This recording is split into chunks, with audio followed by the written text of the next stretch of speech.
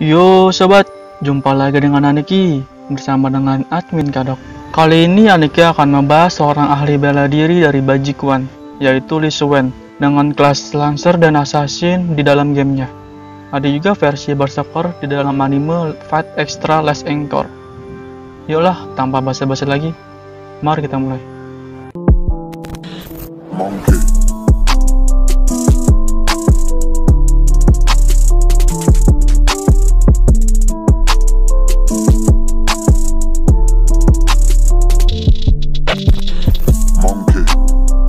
Lee Suwen, yang bergelar Jawara Kungfu, Dewa Tempur, Jenderal yang tak pernah kalah, dan Dewa Tombak, adalah tokoh Bajikuan terkenal. Tanpa Dewa Tombak Lee Suwen, maka Bajikuan tidak akan berjaya seperti sekarang. Lee Suwen sendiri adalah petarung Bajikuan yang terkenal dengan ucapannya, "Aku tidak tahu bagaimana rasanya memukul 2 kali, karena kebanyakan lawannya jika tidak luka parah, maka meninggal dalam sekali pukul." Dewa Tombak Lee Suwen adalah salah satu tokoh kungfu yang hidup pada akhir dinasti Qing hingga pertengahan era Republik. Kontribusinya dalam ilmu bela diri pasukan militer Cina sangat besar. Semasa hidupnya, ia dikenal tanpa tandingan. Merajai dunia seni bela diri, tidak pernah kalah dalam perkelahian, dan sangat menguasai teknik-teknik penyerangan.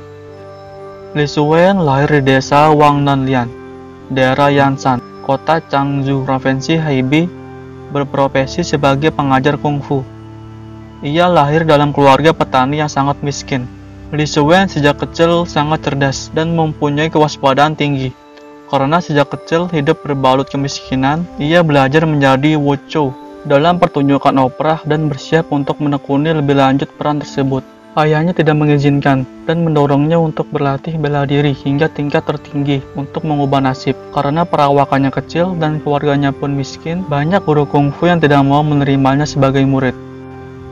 Lee Suwen bertekad akan berguru pada guru kungfu terkenal. Dia pergi ke desa Luotuan yang terkenal memiliki banyak ahli kungfu di Changzhou untuk berguru. Lee Suwen pergi ke perguruan keluarga Zhang dan berguru pada Huang Xihai. Selain itu, dia juga mendapatkan petunjuk dari kakek gurunya Zhang Keming dan paman guru Zhang Gongcheng. Di bawah bimbingan mereka, ilmunya meningkat. Jarak dari Nanliang ke Luotuan 12 li. Lee Suwen pergi ke Luotan malam hari setelah selesai bertani, dan pulang ke Nanliang saat tengah malam. Itu dia lakukan setiap hari. Hujan dan angin tidak menjadi penghalang baginya. Saat tidak sibuk di sawah, dia pergi ke lautan 2 kali. Setiap kali berjalan, dia mempraktikkan gaya jalan Bajikuan, atau sambil mengayunkan tongkat panjang.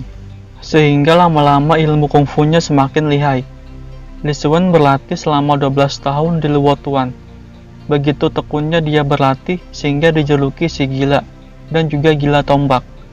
Ilmu tombak Liu He Daqiang dan kungfunya sangat hebat. Tombaknya mampu menghancurkan pilar pintu dari batu atau roda kereta kuda dengan mudah. Saat dia mengayunkan tombaknya, baik putaran ke dalam maupun keluar, tombak itu langsung mengenai sasaran tanpa suara. 100 kali menyerang, 100 kali pula kena sasaran. Setelah berhasil mempelajari ilmu Bajikuan di Luotuan, Lee Suwen bertolak ke desa Huang Lontan untuk berguru pada Huang Linbiao. Huang Linbiao adalah murid terhebat guru Li Yunbiao dari Yansan. Huang Linbiao pernah menggantikan Li Yunbiao menjadi pengajar utama tentara militer Beijing, Ike Banner. Ia adalah guru Bajikuan terhebat sepanjang sejarah. Dengan ilmu Bajikuan yang dikuasainya, ditambah gemblengan dari guru Bajikuan terhebat ini, ilmu kungfu Lee Suwen semakin meningkat pesat. Setelah itu, Lee Suwen pergi ke Beijing untuk menemui kakak seperguruannya, Wang Zhongguan, untuk menguji apakah ilmu kungfunya sudah cukup untuk berkelana. Keduanya lantas bertukar ilmu. Wang Zhongguan menyuruh Lee Suwen berdiri dengan gaya kuda-kuda, dan dia menjatuhkan Lee Suwen dengan sekali pukul. Katanya, "Adik, kalau ilmu kungfumu belum seberapa, jangan keluar dan mempermalukan orang begitu." Lee Suwen pun pulang dan berlatih keras selama 3 tahun di hutan kurma yang ada di rumahnya, lalu kembali ke Beijing. Kedua saudara seperguruan ini kembali bertemu, dan kali ini Wang Zhongguan tidak bisa menjatuhkan Lee Suwen.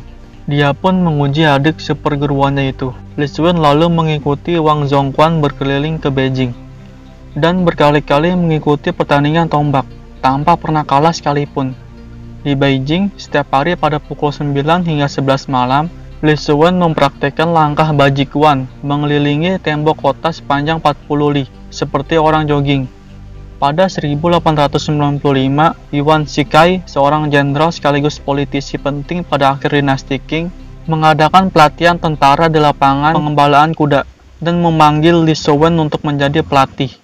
Saat itu, Li Suwen beradu ilmu dengan pengajar militer terkenal dari Beijing, Tianjin, Jepang, dan Jerman. Dia tidak kalah sekalipun. Setelah itu, dia mengajar kungfu di kediaman Jenderal Feng Guanzhang dan membasmi Zhao Tong, preman lokal di daerah itu. Selama berada di Tianjin, dia menjadi saudara setia Li Chunyi dan Li Ruidong, dan bertukar ilmu bajikuan dengan Li Ruidong untuk pelatihan di Jianggang Basi. Hal ini membawa kepercayaan pada implikasi bahwa Jinggang Basi sangat berguna bagi bajikuan, karena Li Ruidong dianggap sebagai salah satu seniman bela diri terbaik di Tianjin pada saat itu. Li Suwen adalah seorang praktisi yang terkenal lelah, selalu berusaha meningkatkan keterampilannya.